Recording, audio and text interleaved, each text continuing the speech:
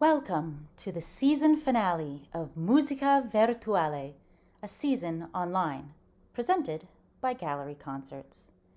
In today's episode, cellist and Gallery Concerts Artistic Director Nathan Whittaker dives into the murky waters around the earliest days of the cello and presents brand new performances of music by Bach, Vitale, Dall'Abaco, and Boccherini. Please welcome to your screen Nathan Whittaker. Hello, and welcome to the 6th episode and season finale of Musica Virtuale. It's hard to believe that this is the final episode of this season. And to all of our Greek friends, Christos Anesti. Before we start, please take a moment to visit galleryconcerts.org for a PDF of tonight's program complete with program notes. And while you are there, you could consider becoming a donor to Gallery Concerts this season. And many thanks to all of you who have already donated. We are so grateful. Also, this event is an interactive experience, which means that you can and you should take part. The live chat is on the screen. Please write any questions or friendly comments that you might have there. And please subscribe to our YouTube channel, and while you're at it, like us on Facebook and Instagram. Today, I am excited to present to you some brand new recordings I have made of some of my favorite unaccompanied cello pieces, as well as to discuss a topic I find endlessly interesting, the origins of the cello. My interest in this topic arises mostly from a specific set of well-known pieces, the 6 cello suites of Johann Sebastian Bach, absolute masterpieces for the instrument that were written around 1720 and are in the canon of every cellist. But before we dive into the mystery surrounding their composition, let's listen to one of the most famous movements, the Prelude from the G major suite.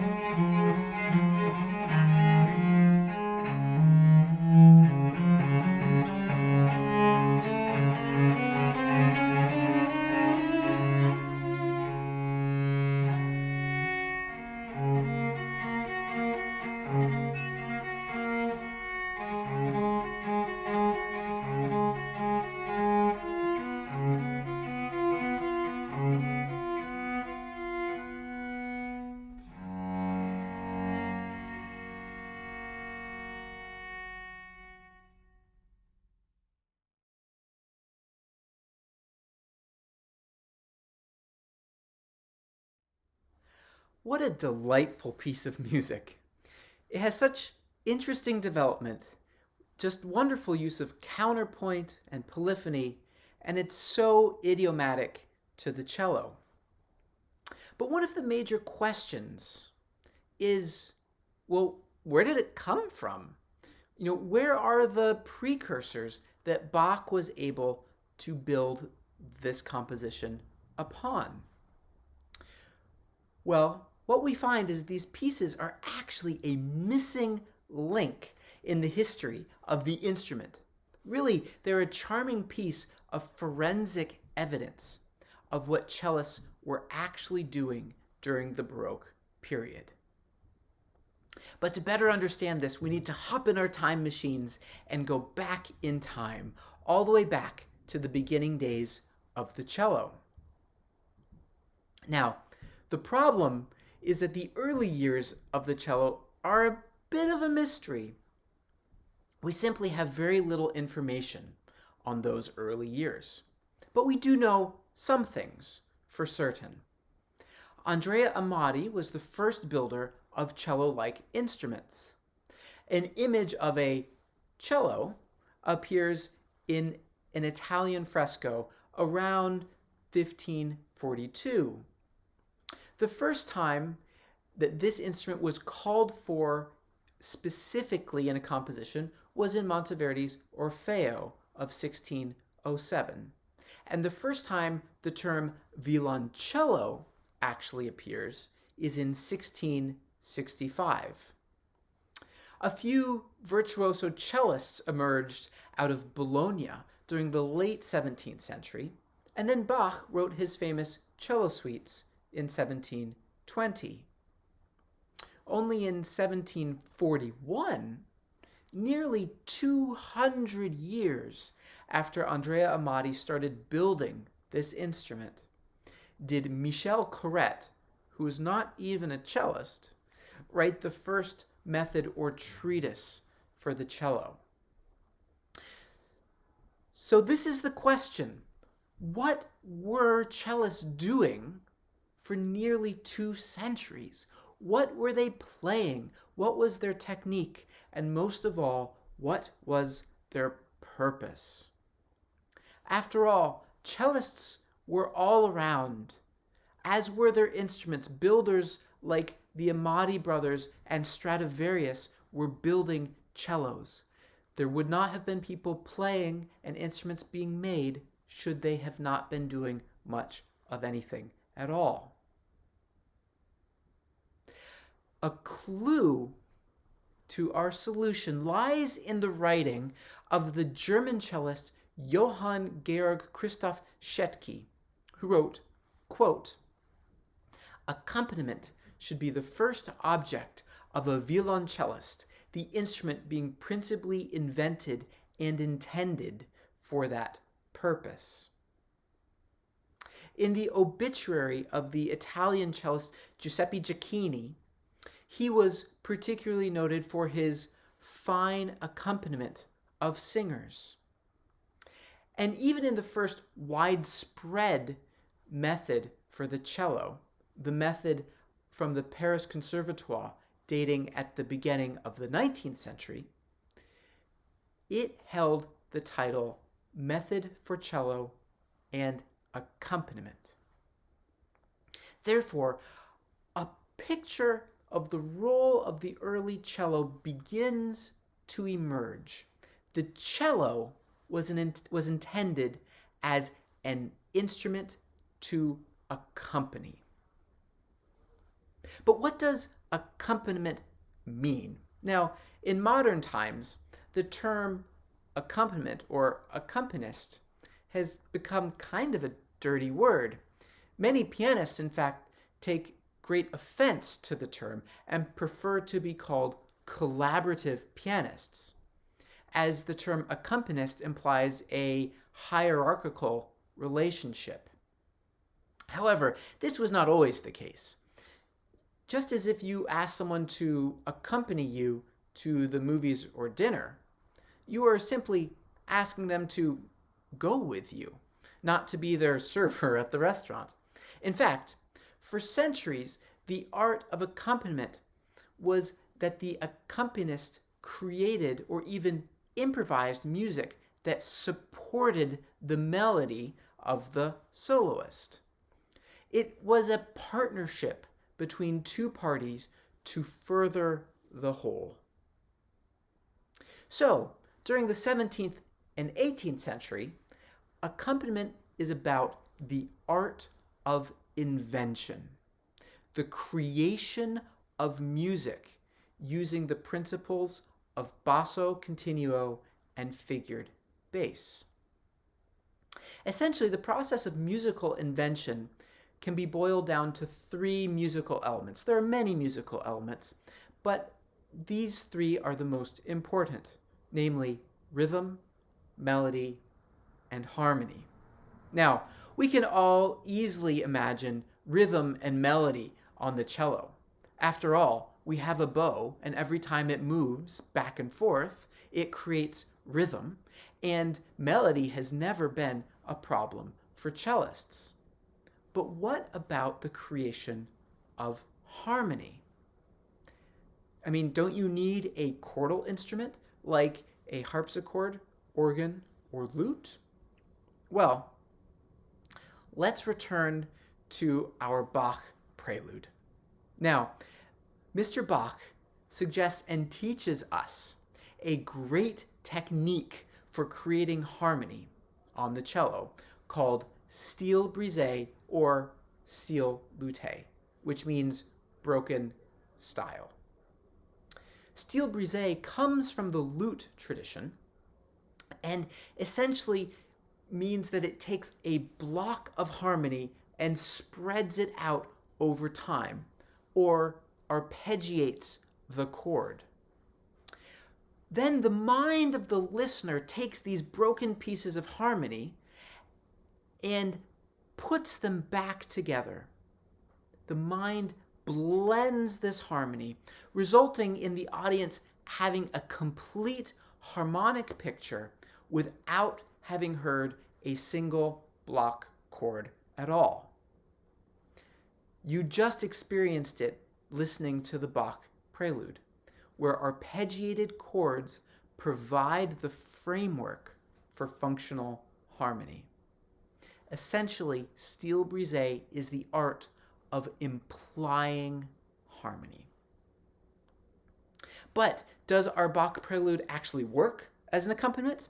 Well, as some of our keyboard friends out there might know, this Bach Prelude has the exact same chord progression as another of Bach's famous works, his first prelude from the Well-Tempered Clavier, which was then famously used by Charles Gounod in his Ave Maria.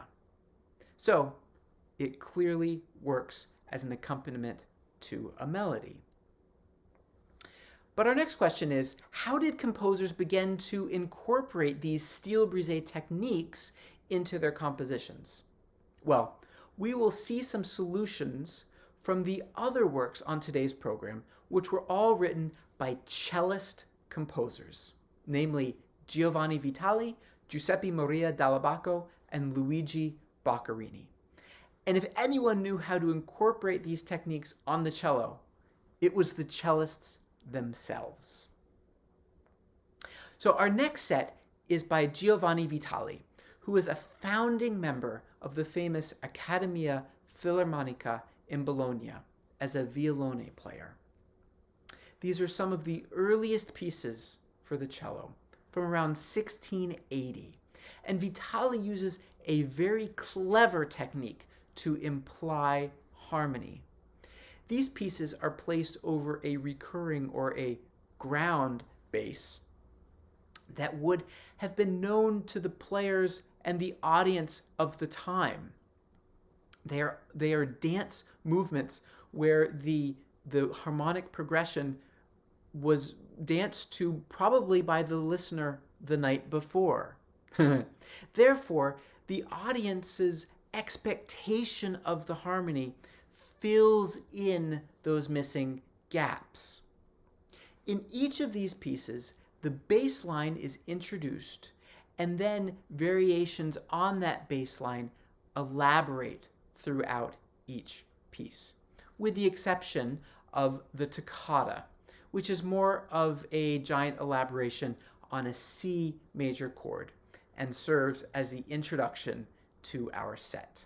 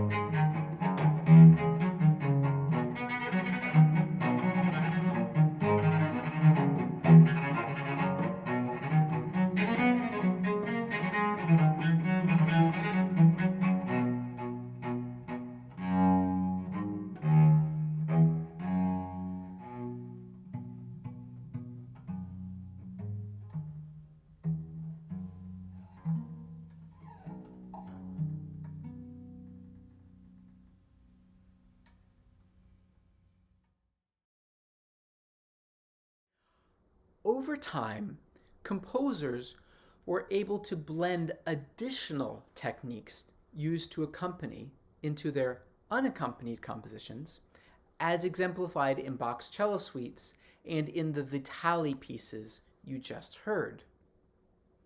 One such technique is the use of double stops or playing of chords on the cello.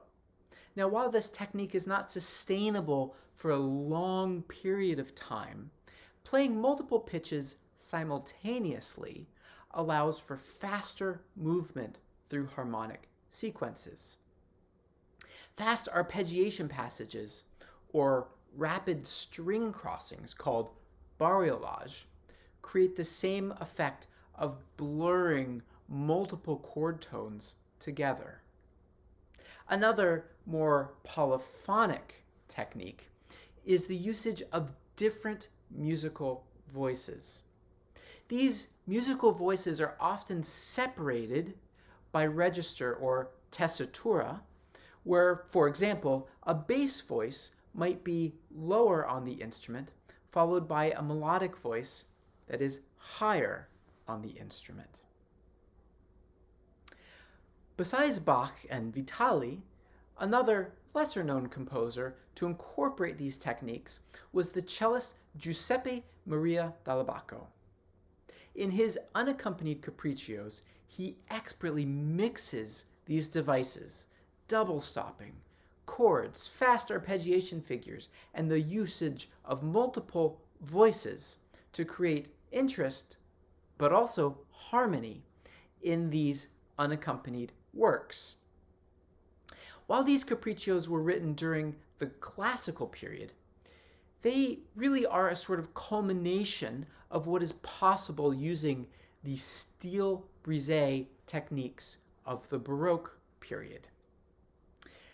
Here we'll hear the 8th and the 11th capriccio. The 8th caprice uses a lot of multiple voices and double stops, where you can clearly hear a bass line and the melodic duet above. The 11th caprice is perhaps one of the most virtuosic pieces from the era, which is highlighted by passages of intense bariolage string crossing that are marked presto.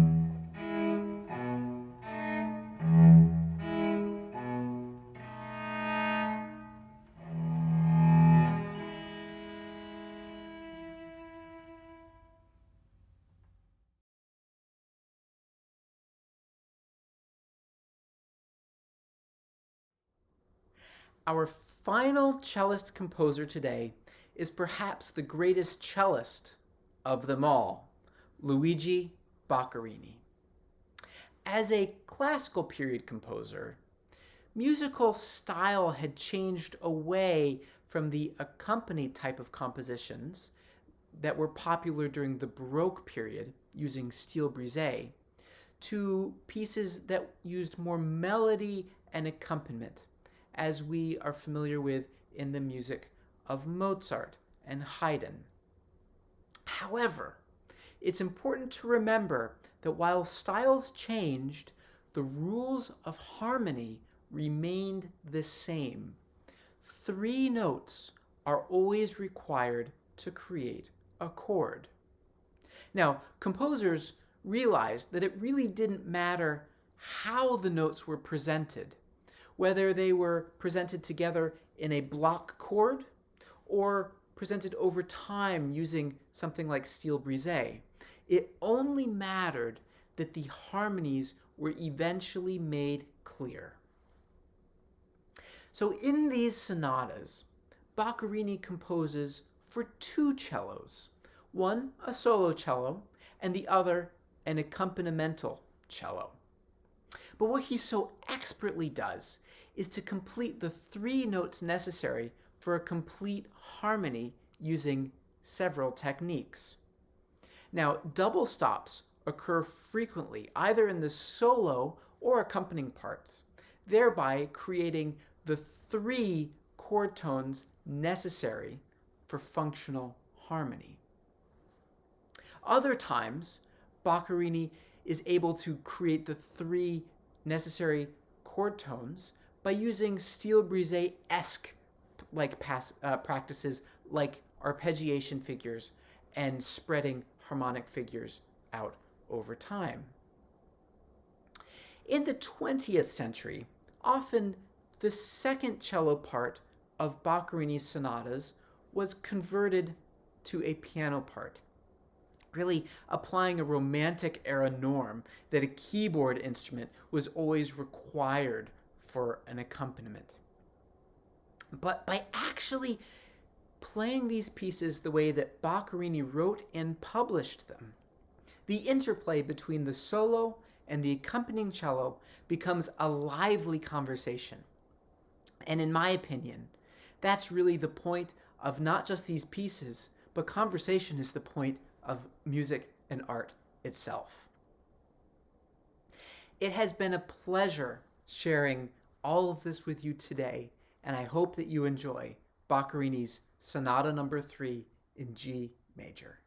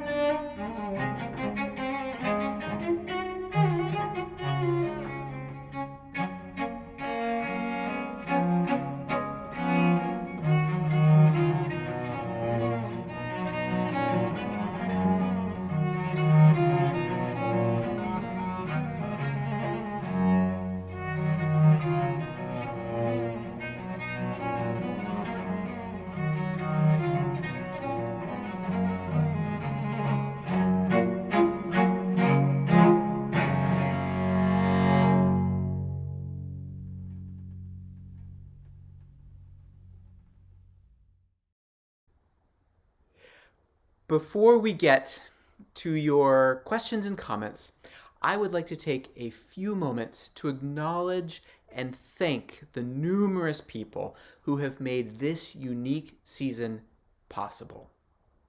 First, many thanks to David Schutt, Eric Richter, and the rest of the board of directors, as well as our administrator, Ann Arney, for all of their support, guidance, advice, and countless hours of behind-the-scenes work to make this virtual season possible. To all of the performers, Thomas Carroll, Caroline Nicolas, Marc Destrubé, Jonathan Oddie, and Wyatt Smith, thank you for all of your work. Not only for your interesting discussions and beautiful playing, but also for filming and recording your performances as well. To my wife Linda, who also provides the flawless and expert voiceovers at the beginning of these sessions, thank you for your patience and tireless help, not to mention keeping the dog quiet. And finally, many thanks to all of you for watching, interacting, and especially to those of you who have donated this year. In a season unlike any other, we feel so lucky to have an audience as brilliant as you.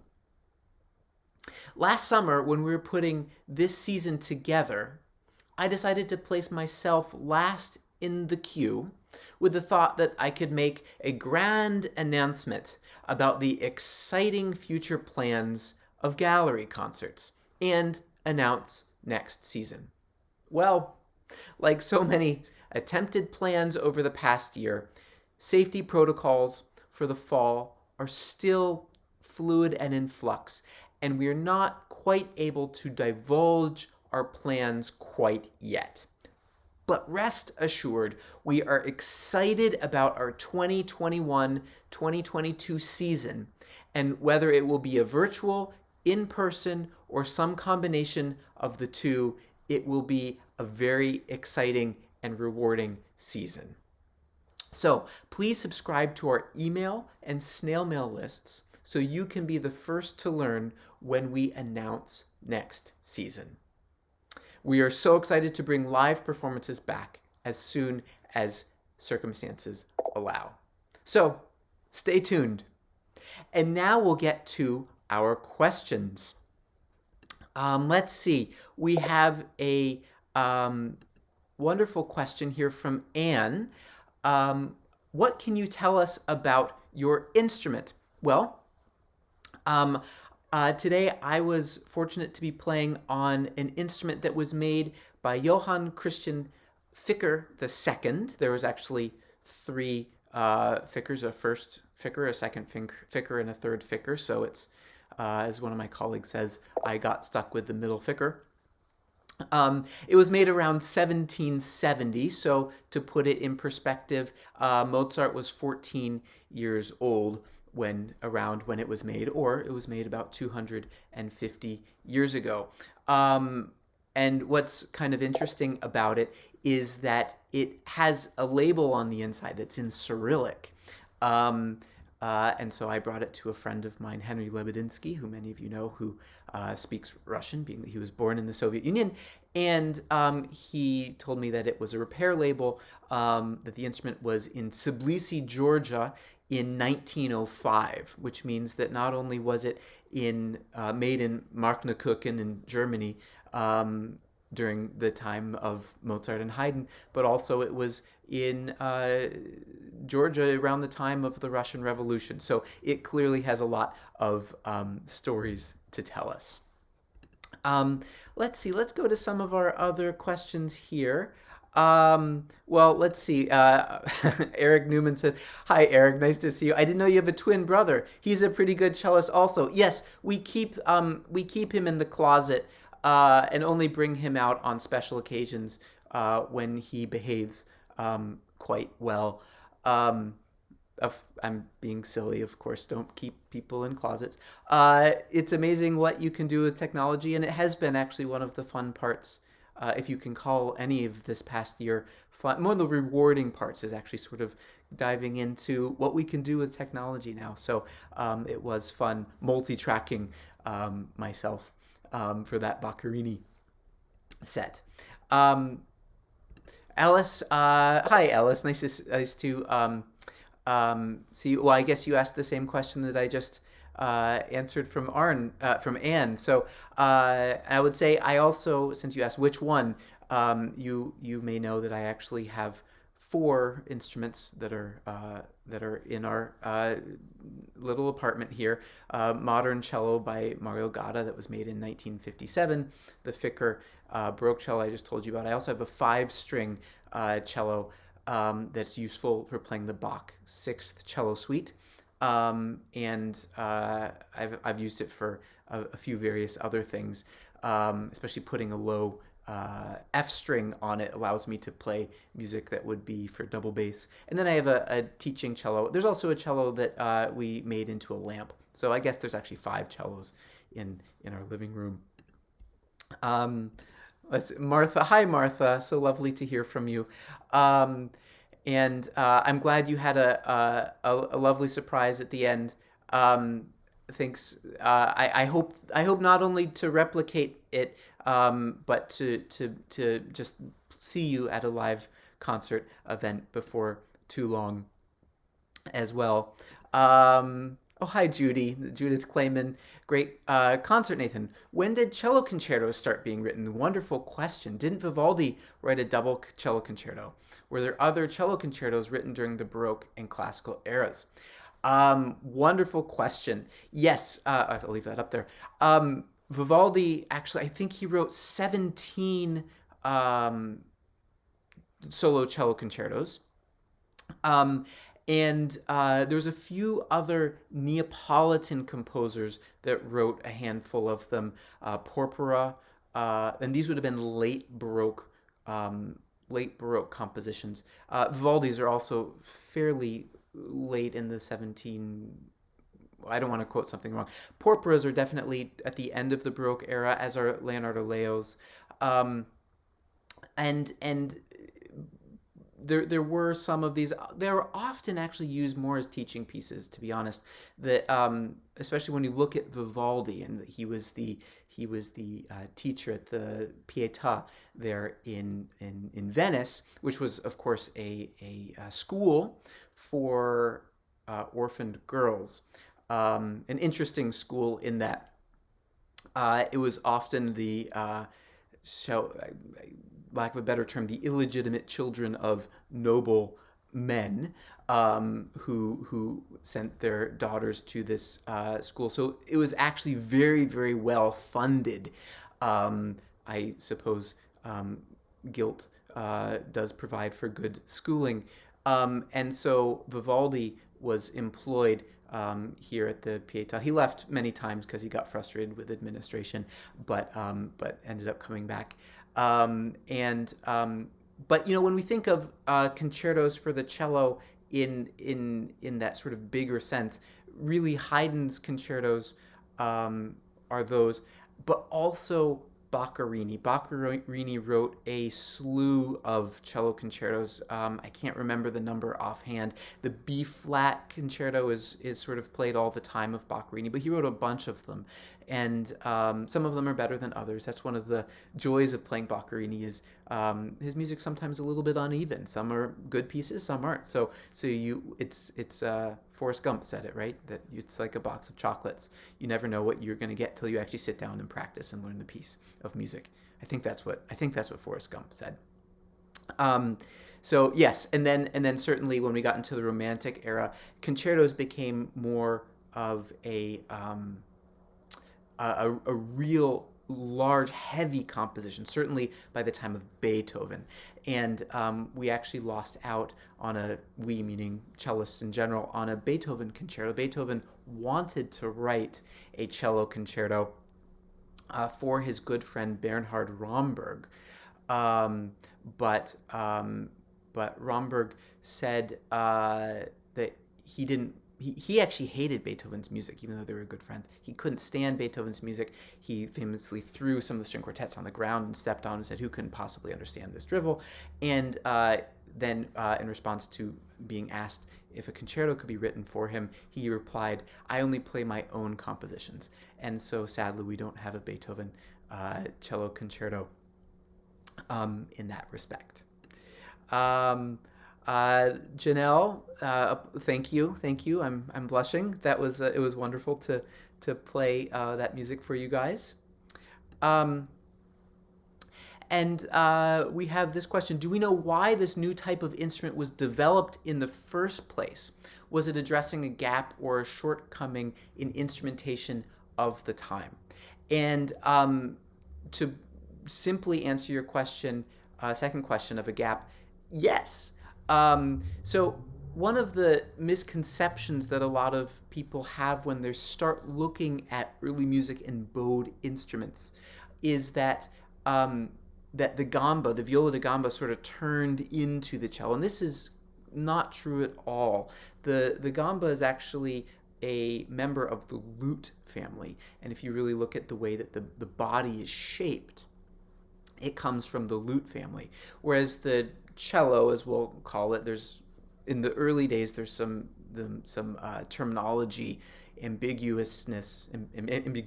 Excuse me, that's a real word, and it gets a little bit confusing. So I'll just use the term cello. Is actually the base instrument of the violin family.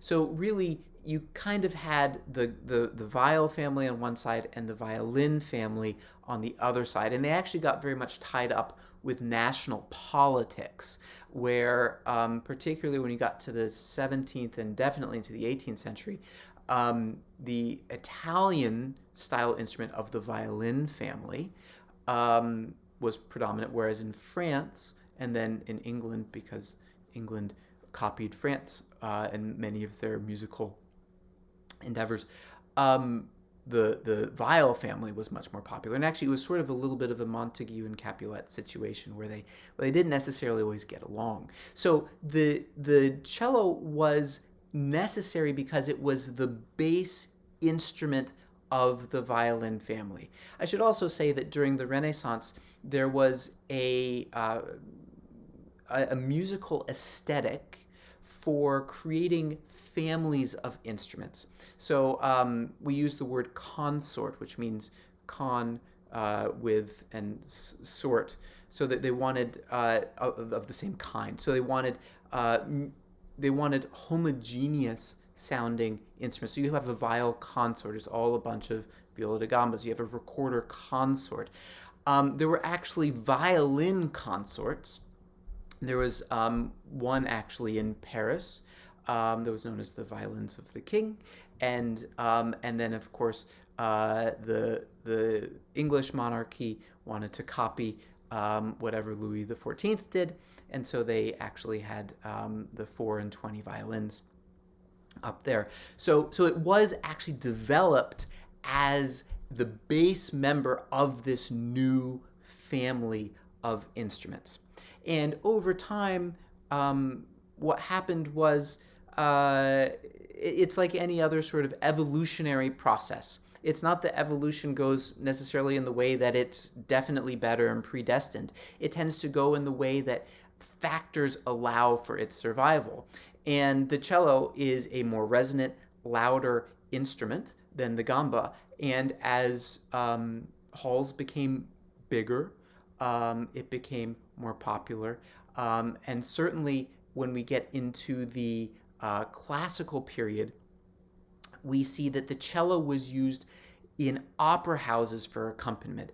And this is a big tangent that I don't need to get into, but for recitatives in classical compositions, particularly at the beginning of the 19th century, were almost exclusively throughout Europe realized not by a keyboard instrument, but by a bowed, by a cello, sometimes in conjunction with a double bass. In fact, at the Paris Conservatory, until the 1880s, they were still conducting vocal auditions where you were accompanied not by a keyboard, but by a cellist. And at La Scala, the famous opera hall, there's a recording of Mozart. I think it's Don Giovanni, that was done in the 1920s, where the recitatives were still being played by the cellos and basses. There was again cello accompaniment as opposed to the keyboard accompaniment. So in some ways, this whole tradition was not in some ways, it very much was an oral tradition. And like any oral tradition, you're one generation from actually becoming completely disconnected from it. And I think that's really what happened with the idea of cello accompaniment in the 20th century. We just kind of lost our thread of it. And it was passed along from teacher to student throughout time. So let's see. We have one last question here from Linda Tsanis. Why did it take 200 years for a cello method to be published? Also, it seemed like Boccherini composed some pretty flashy music. Was this typical for the time? Well, the cello, why wasn't it published? Because it was, like we were just talking about, it was an oral tradition that was passed down. And the idea of intellectual property rights is nothing new, right? You would pass on your skills to your apprentice. And so, not to mention, printing itself was outrageously expensive. I mean, it still is expensive, and we have laser printers and the internet and everything else. But actually printing something in the 17th century is outrageously expensive. And if you can just go and learn it from your teacher. Now, Boccherini is a fascinating character in and of himself, because he was one of the great cellists of his time. And he was an Italian, of course, with a name like Luigi Baccarini. He would have to be Italian. But he actually spent most of his career in Spain. And after irritating the King of Spain, he actually had to spend his time in a small mountain village in Spain. And he spent, again, most of his career there and very much loved it there. But one of his problems was that there was a string quartet in residence. So there was already a cellist there. So what he kind of had to do was write himself into these string quartets. So he actually wrote a boatload of cello quintets. And what really it is that second cello, or the first cello, which he would play that part of, was really high up on the instrument, and then he would compete with the violin for who was playing those melodies. And to the point, actually, it seemed like he actually played up high so much that he deformed his legs. So when they moved his body in the first part of the 20th century back to Lucca, to his hometown in Italy, and when they exhumed his body, they found his legs were bowed out like this, probably from playing so much high stuff on the cello. And he was in great pain, which brings the, I guess, update. You can update the expression that you should practice till your fingers bleed to practice until your knees buckle. So I guess that kind of does all of our questions for today. Martha, I hope that you also have a wonderful summer, and I hope to see you in person before too long.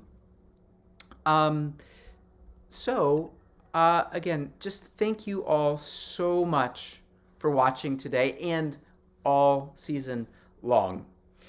Please feel free to visit galleryconcerts.org to relive all of our performances this season. And if you liked this series, please tell a friend. Best wishes to all of you for a wonderful summer, and I look forward to seeing you next season.